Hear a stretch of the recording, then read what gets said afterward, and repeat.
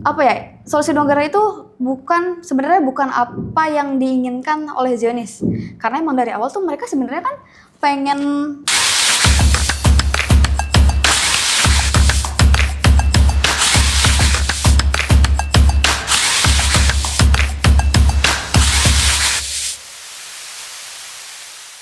Assalamualaikum warahmatullahi wabarakatuh. Halo teman-teman Abukariun, selamat datang di podcast Santri Insight, ngaji realita temukan solusi, yang dimana kita akan membahas isu-isu penting umat dengan gaya santai tapi tetap serius, bersama Ana, Rere, sebagai host yang akan membantu berjalannya podcast kita kali ini. Dan bersama narasumber kita yaitu Kak Rajwa. Hai. Gimana Kak Raja, kabarnya baik? Alhamdulillah baik. Kak Rara sendiri gimana kabarnya, Kak? Baik, alhamdulillah. Nah, di podcast kita kali ini kita akan membahas sesuatu yang super duper penting tapi berat gitu. Yaitu kita akan membahas tentang Gaza. Nah, pasti sering banget kan lewat di timeline media sosial teman-teman Abkoriun berita tentang Gaza. Dari mulai orang-orang yang ngepost tentang Gaza sampai yang ngerasa udah mulai nggak peduli dan pasti berita perang lagi. Nah, di Santri Insight kita akan membahas lebih dalam lagi sebenarnya Gaza itu separah apa sih sekarang keadaannya, terus kok kayaknya dunia seakan gak peduli gitu, dan sikap kita sebagai seorang muslim harusnya bagaimana. So, stay tune, tonton sampai akhir, karena ini bukan sekedar berita, tapi realita umat yang harus kita pedulikan. Nah, kita mulai dari pertanyaan yang basic dulu ya, Kak Rajwa. Orang-orang bilang kalau keadaan Gaza saat ini tuh parah banget gitu. Emang sebenarnya separah apa sih keadaan Gaza saat ini? Oke, keadaan Gaza saat ini tuh udah masuk ke kategori catastrophic hunger. Catastrophic hunger itu adalah istilah resmi yang dibuat sama Badan Pangan Dunia atau WFP untuk kelaparan tingkat tinggi. Nah, Palestina ini udah sampai ke level 5 kelaparan, udah paling tinggi gitu, Re. Data terakhir menyebutkan ada sekitar 144 orang yang meninggal dunia gara-gara kelaparan. Terus mirisnya ya, Re, 88 orang di antaranya itu anak kecil. Kayak kamu bayangin aja, Re, kayak mungkin seumuran Batita atau mungkin anak SD gitu ya, yang harusnya tumbuh besar gitu kan, gizinya tercukupi. Ini meninggal gara-gara kelaparan gitu. Kasian banget sih. Nah iya, terus ada sekitar 1/3 warga Gaza yang itu tuh udah gak makan berhari-hari. Kayak udah lama banget gak makan gitu, karena saking gak ada makanannya, Re. Nah terus, dari total 5,5 juta penduduk Palestina, 100% warga Gaza itu mengalami krisis pangan akut. Dan lebih parahnya lagi, ada sekitar 70.000 orang anak di Palestina yang butuh penanganan gizi darurat gara-gara mereka tuh kekurangan gizi, sama sekali gak ada makanan, Re.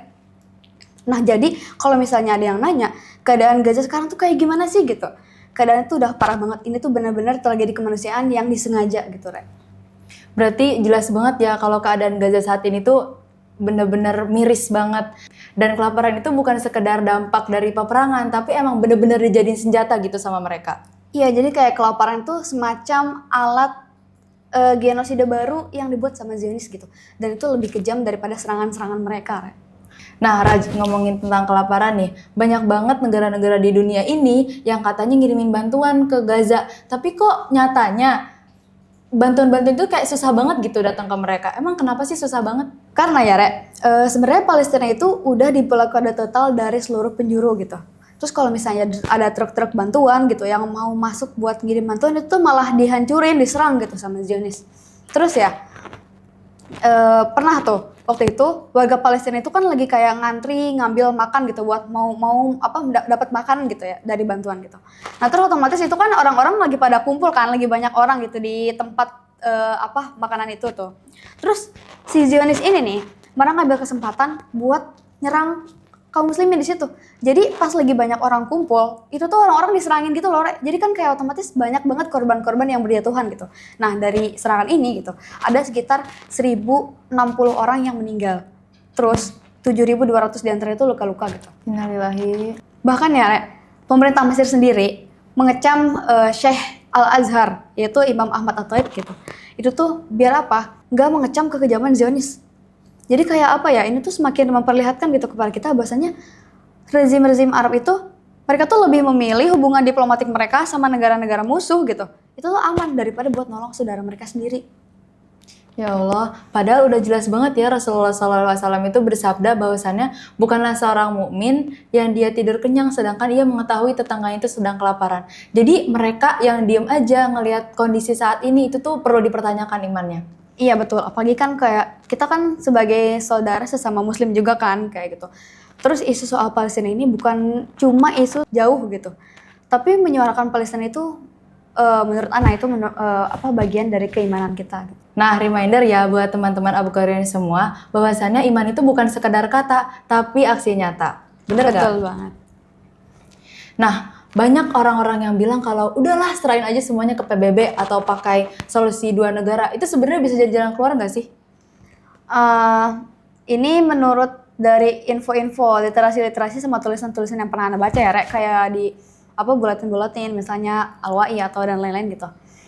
Solusi permasalahan Palestina Israel itu nggak bisa diserahin ke PBB atau solusi dua negara. Itu tuh bener-bener ilusi. Jadi kayak orang yang ngarep-ngarep solusi Palestina ini bakalan selesai pakai jalur PBB atau misalnya diselesaikan dengan cara bagi tanah Palestina itu menjadi dua gitu, jadi dua negara. Itu tuh orang yang dulu, Rek. Kenapa coba? Karena emang dari awal ya PBB itu nggak pernah benar-benar niat mau menyelesaikan permasalahan ini. Jadi kayak emang mereka tuh istilahnya mah kayak formalitas karena mereka kan kayak aparat penegak hukum kan. Tapi itu tuh cuma formalitas aja gitu. Apalagi kan kalau misalnya Uni Eropa gitu dan kawan-kawan mereka tuh udah terang-terangan banget gak sih kalau misalnya mereka tuh malah mendukung Israel gitu. Dan kalau masalah Palestina ini diselesaikan dengan solusi dua negara, two state gitu. Ini dari awal ya, solusi dua negara itu sebenarnya bukan apa yang diinginkan oleh Zionis. Karena emang dari awal tuh mereka sebenarnya kan pengen negara Palestina ini buat mereka sendiri kan. Nah, itu tuh cuma trik politik supaya kaum muslimin itu nggak bangkit. Sementara kalau solusi yang real itu tuh udah ada dalam Islam, yaitu dengan jihad fisabilillah di bawah sistem Islam. Ada dalilnya di surat Al-Baqarah ayat 191 yang artinya tuh gini. Dan perangilah mereka dimanapun kalian jumpai mereka dan usirlah mereka di tempat dimana kalian diusir oleh mereka. Waqtuluhum haitsu saqiftumuhum wa akhrijuhum min haitsu akhrajukum. Jadi kalau misalnya ada yang naruh harapan soal permasalahan Palestina ini bakalan selesai dengan PBB atau two state, jangan ada lagi deh. Itu tuh karena nggak akan pernah bisa terwujud. Umat Islam itu butuh satu kepemimpinan yang memang benar-benar kepemimpinan tuh benar-benar niat mau ngebebasin Gaza dan Palestina dari cengkraman tangan-tangan Zionis. Terus kita sebagai muslim harusnya kayak gimana? Soalnya kan kita santri, kita juga sering ngerasa kecil dan gak ada apa-apanya gitu. Ya, mindsetnya jangan gitu lah, Rek. Kan Rasulullah SAW sendiri udah pernah bilang, barang siapa yang tidak menolong kaum muslimin ketika kehormatannya direndahkan, maka Allah akan meninggalkannya pada saat ia butuh pertolongan. Jadi ya kita gitu kan, minimalnya masih terus tetap peduli lah ya soal Gaza, soal Palestina, terus sebar info gitu, terus kirim doa dan juga terus dorong solusi Islam, itu yang paling penting.